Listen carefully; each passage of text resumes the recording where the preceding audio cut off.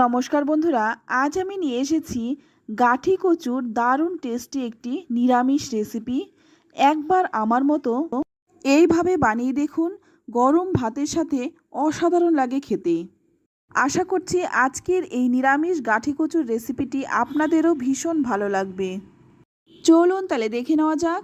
তো প্রথমেই দেখুন, এখানে আমি কয়েকটা গাঠি কচু নিয়েছি আর সঙ্গে একটা আলু নিয়েছি। তো আমি এখানে আলু নিয়েছি, আপনারা কিন্তু শুধুমাত্র গাঠি কচু দিয়েও করতে পারেন। তো আলু আর গাঠি কচুটা দেখুন কেটে নিয়েছি, আর এটা কিন্তু একটু লম্বা লম্বা করে কেটেছি।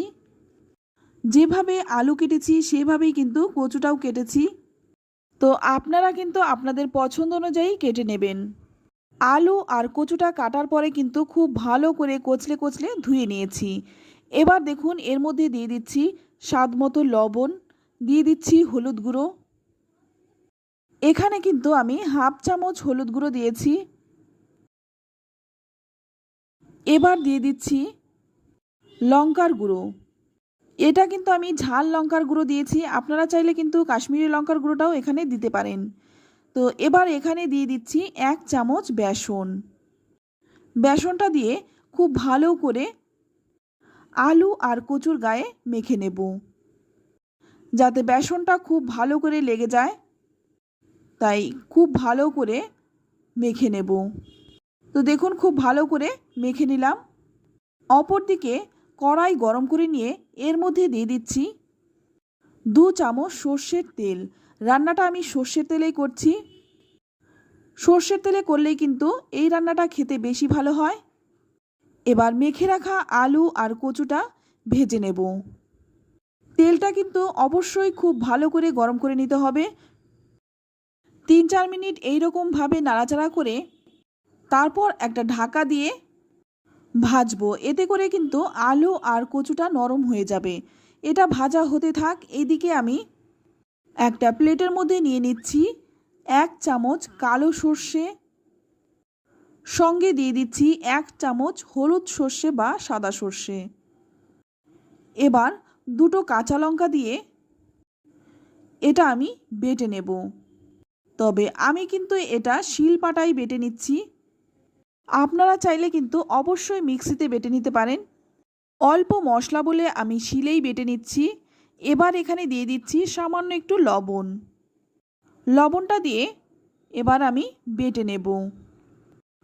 তবে বাটার আগে সামান্য একটু জল দিয়ে বাটবো, এতে বাটতে বেশি সুবিধা হয়। তো ভালো করে বেটে নিচ্ছি। কালো সর্ষে আর হলুদ সর্ষেটা যদি মিশিয়ে দেওয়া হয় তাহলে কিন্তু সর্ষের তেতোটা হয় না। তো খুব ভালো করে বেটে নিলাম, একদম দেখুন মিহি করে বেটে নিয়েছি।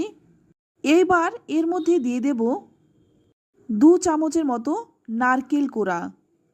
এখানে আমি ফ্রেশ নারকেল কোড়াটা দিয়েছি।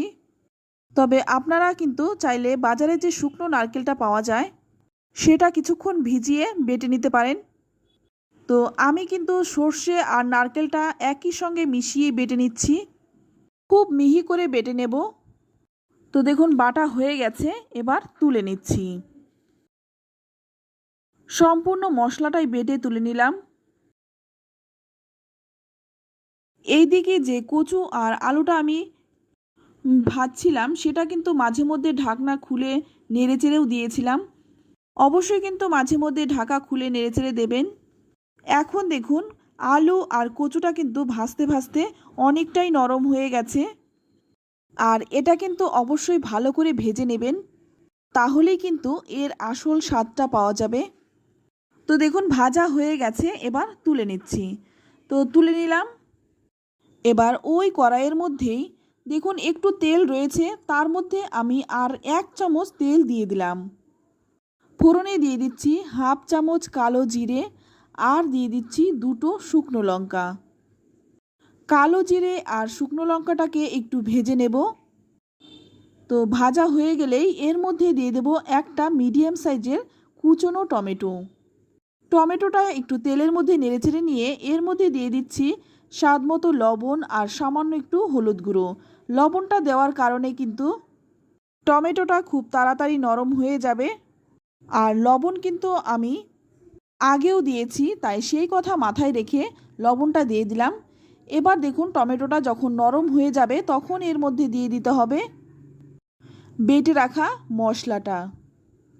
এবার এই মশলাটা দিয়ে একটু ভালো করে নেড়েচেড়ে ভেজে নেব। তবে খুব বেশি ভাজবো না, সর্ষে কিন্তু বেশি ভাজলে আবার তেতো হয়ে যেতে পারে।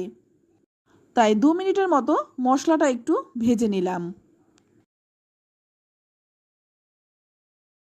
এবার এর মধ্যে দিয়ে দেব ভেজে রাখা কচুটা। এবার এর মধ্যে সামান্য একটু জলও দিয়ে দিলাম। এতে করে মশলাটা কিন্তু কচুর গায়ে ভালো করে লেগে যাবে আর কষাতেও কিন্তু একটু সুবিধা হবে। তো ভালো করে নেড়েচেড়ে মিশিয়ে নিলাম। এবার এর মধ্যে দিয়ে দিচ্ছি 1 চামচ চিনি। চিনিটা দিলাম স্বাদটা ব্যালেন্সের জন্য। চিনিটা দিয়ে ভালো করে নেড়েচেড়ে মিশিয়ে নিচ্ছি। তো বন্ধুরা, গাঠি কচু কিন্তু আমরা অনেক রকমভাবেই খেয়ে থাকি, তবে একবার এইভাবে বানিয়ে দেখুন। গরম গরম ভাতের সাথে আর কিন্তু কোনো কিছুরই প্রয়োজন হবে না, শুধুমাত্র এই দিয়েই খাওয়া হয়ে যাবে। এবার এর মধ্যে দিয়ে দিলাম গরম জল। তবে এই রান্নাটা কিন্তু আমি একটু মাখো মাখো করব, তাই এখানে আমি 1 কাপের মতো জল দিয়েছি। আপনারা যদি একটু পাতলা খেতে চান সেক্ষেত্রে জলটা একটু বাড়িয়ে দেবেন। তারপর একটা ঢাকা দিয়ে 5 মিনিট রেখে দেব। আর এই সময় কিন্তু গ্যাসের আঁচটা কমানো থাকবে। 5 মিনিট পর ঢাকনাটা খুলে নিয়ে এর মধ্যে দিয়ে দিলাম 2টো চেরা কাঁচা লঙ্কা আর একটু ধনেপাতা। তারপর নেড়ে চেড়ে একটু মিশিয়ে নিচ্ছি। একটু শুকনো শুকনো হলেই কিন্তু বেশি ভালো লাগে। ধনেপাতাটা যদি হাতের কাছে না থাকে সেক্ষেত্রে কিন্তু আপনারা 1 চামচ কাঁচা সর্ষের তেলও দিতে পারেন। তবে আমি কিন্তু এখানে কাঁচা সর্ষের তেল আর ধনেপাতা দুটোই দিয়েছি। খেতে কিন্তু ভীষণ ভালো হয়েছিল। তেলটা দিয়ে নেড়েচেড়ে মিশিয়ে নিয়ে তারপর কিন্তু গ্যাসের আঁচ বন্ধ করে 5 মিনিট ঢেকে রেখেছিলাম। এবার দেখুন নামিয়ে নিচ্ছি।